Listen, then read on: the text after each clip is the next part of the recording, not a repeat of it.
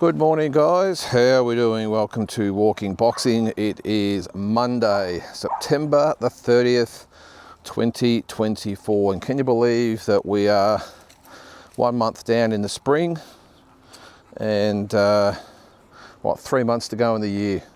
Just crazy, isn't it? But what a beautiful day we have here in the Macedon Ranges.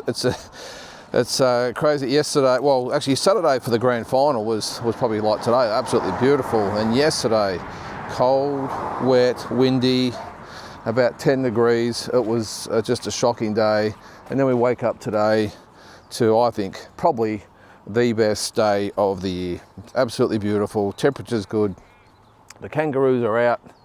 And not a cloud, well, there are a couple of clouds in the sky, but beautiful, beautiful day. Anyway, on to the boxing, and not a lot to sort of discuss out of the weekend. Of course, I mentioned yesterday with the paint incident in New York with Sandy Ryan. I'm still trying to get my head around that. Nothing has come to hand as I speak, but you would think that they would track the culprit down. Again, if you don't know, someone splashed paint or red paint all over the WBO welterweight champion Sandy Ryan's, sort of her upper legs or thighs, whatever you might want to call it, down her side.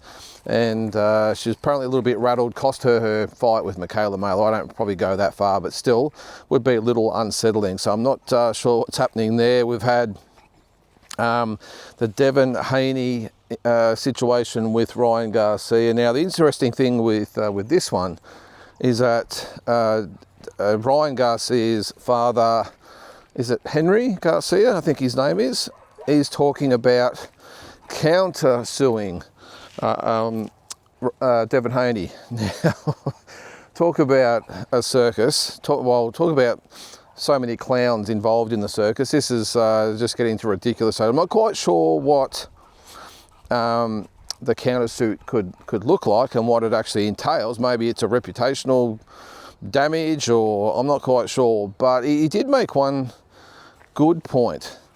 And I think it was actually his father that might have said this. However, it was actually brought up that when one of the points or parts of the suit or whatever it is that, or it's going to be, is that Ryan Garcia with the penalties and wasn't enough, or I'm not quite sure, all the loss of damages, money and reputation, all these sorts of things. But anyway, the point was made that, well, Devin Haney was actually paid $1.2 million for Ryan Garcia not making weight. And this is probably the way I look at it. Ryan Garcia didn't make weight, as per the contract. So Devin Haney got paid the 1.2 and was also given the option whether to fight or not to fight. It was laid out in front of him. Your opponent's 3 pounds over. What do you want to do? I'll take the money. I'll take the 1.2. I'm good enough to beat him. Put him in there and I'll beat him anyway. Okay, so he agrees to it. So I'm not quite sure what avenue he's going to go down for all these claims, because I would think if the judge sits up there, he would say, well, okay, well, he paid his penalty to you for not making weight. You agreed to fight. So stiff shit. I mean, he got in there and we all know got dropped numerous times by the left hook. Left hook syndrome, as Ryan Garcia put it. So I'm not quite sure what leg he's got to stand on. It's a really good point whoever brought it up. As I said, I thought it was his dad, but it might have been someone else. But he got paid. He got paid the 1.2 and decided to go ahead with the fight. So I'm just not sure where he goes. But it'll be interesting, as I said, what the countersuit looks like. This is what they do in America, by the way. Sometimes they actually countersue each other to get out of themselves being sued. It's almost like they come to a bit of an agreement that I won't sue you if you don't sue me, and let's just settle out of court. And it's an absolute mess over there, the judicial system. But it probably doesn't surprise, with all the events that led up to the fight and all the drama before and during the fight, does it really surprise you that we've still got drama 4 months after, is it 5 months after the actual fight? So we'll see what happens in that, but it's just as I said, an absolute circus at the moment. This weekend, we actually, I'll get onto that in a second. First of all, just again on the weekends, talking of circuses, Shane Mosley. I think I said in one of the videos over the weekend that he fought in an exhibition, or is it a celebrity boxing or something like that anyway, whatever it was. He fought in a fight over the weekend, 1 minute rounds, by the way, 1 minute rounds against a guy, I'm not sure he's even had a fight. I can't remember who it was, but can't be that famous if I can't remember his name. But anyway, so Shane Mosley boxed him. I'm not going to say fought him over the weekend, boxed him over the weekend. And won apparently. I'm not sure how they score it, especially with 1 minute rounds, but he got the win. And immediately afterwards, wait for it, called out not only Oscar De La Hoya, who we know he's had a little bit of beef with in the recent times, but also Manny Pacquiao. So are we going to have a situation where we're going to have a competition or organisation or something that's probably not celebrity boxing or whatever? We'll just call it circus boxing. Because Shane Mosley, 53 years of age, and hasn't fought for a while, and is not in, I don't think, great condition cognitively. I think it's a bad move, but not just the fact that he's in the ring in the first place, but do we really want to see our champions, our legends, in there making pretty much fools of themselves? I mean, Manny Pacquiao fought, was it a month or two ago? And he looked shocking. He looked absolutely shocking. Now, this is a guy, by the way, who was talking about fighting Mario Barrios for the WBC 147-pound title. Now, I'm hoping that doesn't come to fruition and everyone sees their ways and says, well, this is not great. First of all, Manny Pacquiao has done nothing to deserve a world title shot, but also based on that performance in Japan, surely they could not put him into a legitimate fight. But anyway, all that aside, could we see Mosley, Pacquiao? Look, and De La Hoya, if I'm probably thinking out loud, I'm going to say no, but anything's possible, isn't it? I don't think Oscar would be roped into something like this. And if you look at Oscar, with all his faults, with all his mouthing off and all, he's got a lot of people that love him, but he's also got a lot of people that maybe don't think the best of him now. But he is in very, very good condition, physically and mentally and financially, so he doesn't need to do it. So I'm not sure whether Oscar would be drawn into. I think he'll be just happy to sit behind his phone and do his Clapback Thursday thing and mock everyone and stir everyone up. Look, I think it's good. I don't like to see it as far as Oscar the person goes. I think he's above that, but it is entertaining. And even Pacquiao to some extent, even though he didn't look great in that fight, I mean, still, I think from what I know, or from what I hear, he's still financially good, or financially well, physically well, mentally well. So I'm not quite sure he needs the aggravation of that either. So, well, not aggravation, but, you know, needs that in his life. But anyway, we will see. But it's really sad. I'm hoping it's not a money thing for Shane Mosley. Maybe, look, these boxers or these athletes at this level, they do get a little bit lonely after a while with lack of attention from the media and the fans. So maybe that's what it is, to try and get himself back out there. But I was actually at the Shane Mosley, Manny Pacquiao real fight back in 2011, and he didn't even turn up. He didn't even, he got dropped, I think, in the third round it might have been.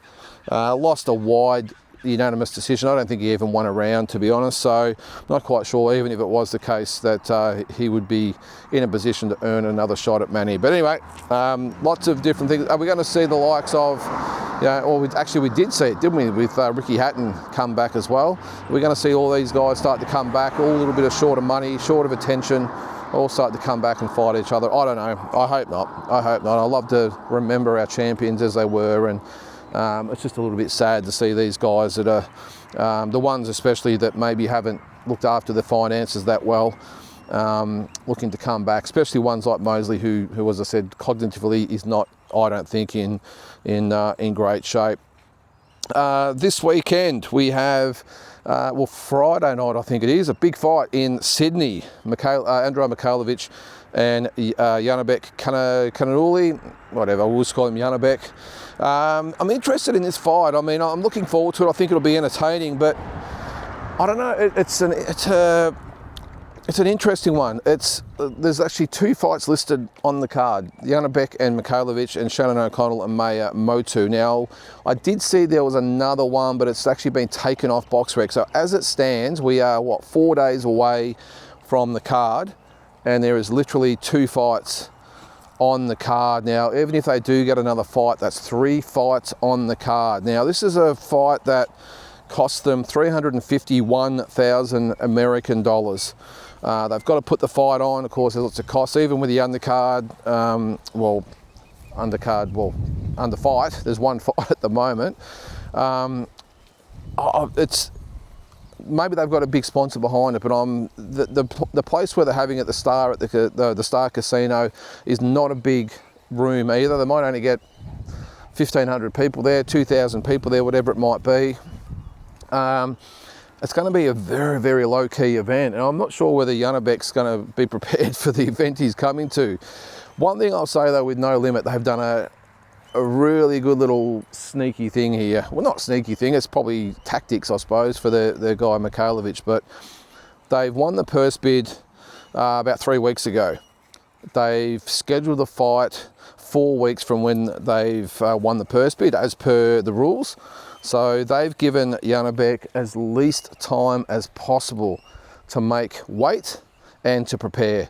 So I'm not quite sure what version of Janibek we're going to get to Australia. Is he going to be physically prepared? Is he going to? I'm sure he should be okay, because when they were going to fight back only was it mid-July, whatever it was, when the Janibek weight situation came about. So I'm sure he'll be okay. But weight-wise, they've given him no time whatsoever to make weight. So that's probably the first thing, what version of Janibek turns up. But yeah, that undercard fascinates me. I actually had a chat with Shannon over the weekend, and look, she's raring to go. She realises that's a very, very tough fight for her. Motu is 19-0, but if you look carefully at her record, not exactly chock full of world-ranked superstars, let's just say that. So look, Shannon, I think she's experienced enough.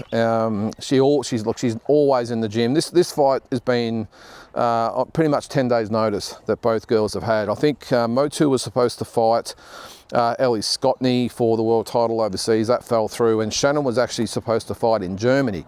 So it's actually worked out well. Both fights sort of fell over, so they decided to fight each other. Shannon looked full of admiration for her. She's like, yeah, I'll fight, whatever, bring her on. So I think it's at a catch weight, so whoever loses the fight won't be affected, or the ranking won't be affected, so that's a good thing. That's a big thing these days in world boxing, whether it be male or female. You've got to protect that ranking, especially in a fight where it's a last-minute thing. You both want to get a fight, but hopefully it doesn't affect your long-term standing. So no matter what happens on Friday night, both girls, as I said, should be protected that way. I think Shannon's now ranked in the IBF again, I think it is, or might be IBF or WBA, whatever it is. Yeah, I'm looking forward to the fight. I'm looking forward to Janibek and Mikhailovich. I think it's going to be a lot more even than a lot of people think, purely and solely because Mikhailovich would be ready to go. Not so sure about Janibek, but the card itself is fascinating. That we have, as I said, we've got 2 fights, and the cost factor now, that's probably what I was going to get to. So 350 American is about 475 Australian. All right, so that's the first thing. Then even if there is only a couple of fights on the undercard that won't cost them too much. We've got this guy here coming in. Let's let him go in. This way. Yep. They're getting near flattened by a Mercedes driving in the driveway. Come here, buddy. Then you've got the cost of the card, whether it be undercard fights, the venue, blah, blah, blah, blah, blah, flights, accommodation, everything else. This might be a $600,000 fight, Australian. Now, they might get, I don't know, they might get 150 from Foxtel for putting the event on. They might get another 50 through sponsorship. There's 200 grand. So they've still got to come up with about 400 grand. All right, so with no pay-per-view, look at the the gate, if there's say 2,000 people there, let's say even the average ticket is, I don't know, 150, even if it's, well, if it's 150 bucks even, there's 300, so they're $100,000 short. So if this is the case where No Limit are going to drop some money on this, I really take my hat off to them. They've backed their fighter, and sometimes promoters have to take hits to look after their guys and get them the right fights. And maybe they're looking at, okay, we're going to drop 100 grand on this one, but if Mikhailovich wins the title, which they've given him every possible chance to do, then maybe there's Michaels or Rafa at the end of it, which would sell very, very well. Maybe it's Tim Tszyu who decides to move up to 160 if he can't get the fights at 154.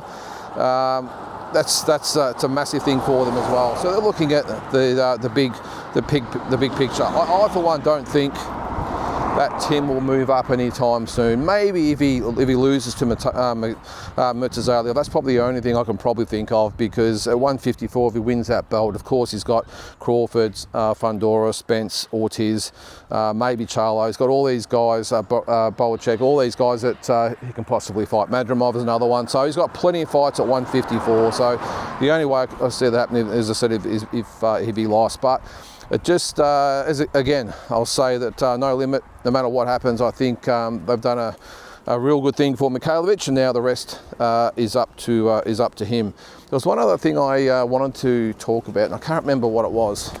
Let me just get my phone out. I sort of write it down sometimes as I'm going through my notes. And what was it? Oh, that's Riyadh card. That's right. The November 16 card sort of flown under the, get Neil here, under the radar a little bit. Now that's good card. Who else? Oscar Colazo and the young, well not young, but the Thai guy that just beat Alex Wimwood, Thumma Moon.